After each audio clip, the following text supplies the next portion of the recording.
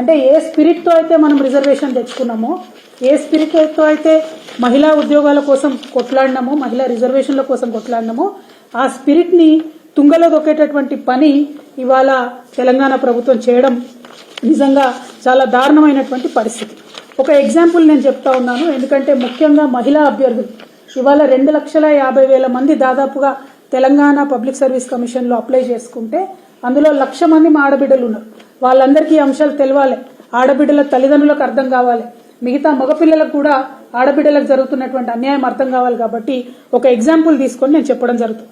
ఉదాహరణకి 1 నుంచి 10 వరకు రోస్టర్ పాయింట్స్ ఉంటే ఓసీకి 3 వస్తాయి ఉద్యోగాలు, ఎస్సీఈకి 1, బీసీకి 1, దివ్యాంగులకు 1, ఎస్టీకి 1, ఈడబ్ల్యూఎస్కి 1, బీసీలకు 1, ఇట్లా పోస్టులు ఉన్నాయనుకోండి.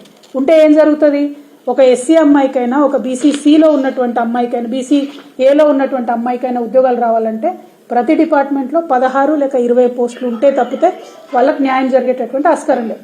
కానీ ఓసీలకు రోస్టర్ పాయింట్ 3 ఉంది కాబట్టి ఖచ్చితంగా ఒక ఓసీ ఆడబిడ్డకైతే ఉద్యోగం వస్తుంది.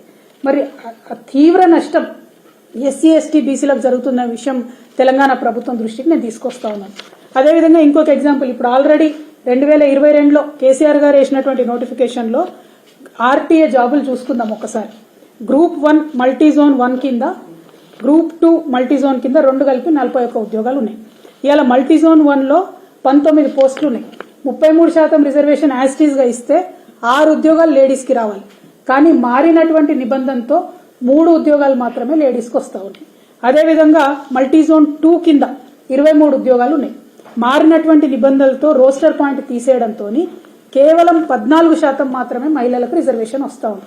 ఇట్లా ఒక్కొక్కటి ప్రతి డిపార్ట్మెంట్ పైన కూడా ఇది ప్రభావం పడుతుంది. అదేవిధంగా మరి మహిళల టైం లేకపోతే దానికి ఏం మెథడాలజీ ఫాలో కావాలి, దాని మీద ప్రభుత్వం ఏం చెప్తలేదు. దాంతో ఏం జరుగుతుంది, ప్రభుత్వం స్పష్టమైనటువంటి రూల్స్ ఇవ్వకపోతే ఆ సందర్భంలో అధికారులకు ఏమనిపిస్తే, ఆ డిపార్ట్మెంట్ అధికారులకు ఏమనిపిస్తే అది చేస్తారు తప్పితే మహిళా ఉద్యోగాలు అనేటటువంటి వాటికి మాత్రం భద్రత ఉండే పరిస్థితి లేదు అనేటటువంటి విషయాన్ని సుస్పష్టంగా మేము తెలియజేస్తా ఉన్నాం. ఇక్కడ ఇంకొక అంశం దయచేసి తెలంగాణ ఆడబిడ్డలందరూ గమనించాలి. ఇక్కడ రాష్ట్ర ప్రభుత్వం ఏం చెప్తుంది, ఇప్పుడు మనకు రాజస్థాన్ పబ్లిక్ సర్వీస్ కమిషన్ మీద రాజేష్ దరియా అనేటటువంటి వ్యక్తి సుప్రీంకోర్టు పోయింది కాబట్టి ఆ సుప్రీంకోర్టు ప్రకారం తెలంగాణ హైకోర్టు తీర్పు ఇచ్చింది కాబట్టి మేము మార్చినామని చెప్తారు. కానీ ఈ తీర్పు అనేటటువంటిది నవంబర్ 2022లో వచ్చింది. కేసీఆర్ గారి ప్రభుత్వం ఏం చేసింది, ఇమీడియట్ గా జనవరి 2023లో హైకోర్టుకి వెళ్లి మేము దీన్ని ఒప్పుకోము, పాత విధానంలోనే మహిళల హక్కులు కాపాడే విధంగా రిజర్వేషన్ ఇస్తామని తెలంగాణ ప్రభుత్వం ఆనాడు చెప్పింది కేసీఆర్ గారి ప్రభుత్వం. ఇప్పుడు ఈ రేవంత్ రెడ్డి గారి ప్రభుత్వం రాగానే ఆగమేఘాల మీద ఆ కేసుని హైకోర్టులో వీళ్ళు విత్డ్రా చేసుకోవడం జరిగింది. ఎప్పుడు విత్డ్రా చేసుకున్నారు, మొన్ననే ఫిబ్రవరి 6వ తారీఖు నాడు, అంటే మేమో ఫిబ్రవరి 1 నాడు ఇచ్చిండ్రు, కేసు 6వ తారీఖు విత్డ్రా చేసుకున్నారు, 10వ తారీఖు నాడు జీవో ఇచ్చింది. ఇక్కడ రేవంత్ రెడ్డి గారి ప్రభుత్వాన్ని నేను 2-3 అంశాలు స్పష్టంగా ప్రశ్నిస్తా ఉన్నాను. మరి మీరు ఇచ్చినటువంటి జీవో ఇప్పటి నుండి మీరేసే నోటిఫికేషన్లకు వర్తిస్తుందా, లేకపోతే ఇదివరకే కేసీఆర్ గారి ప్రభుత్వంలో 60,000 పైచిలకు ఉద్యోగాలకు ఆల్రెడీ నోటిఫికేషన్లు అయి ఉన్నాయి, వాటన్నిటికీ కూడా వర్తిస్తుందా?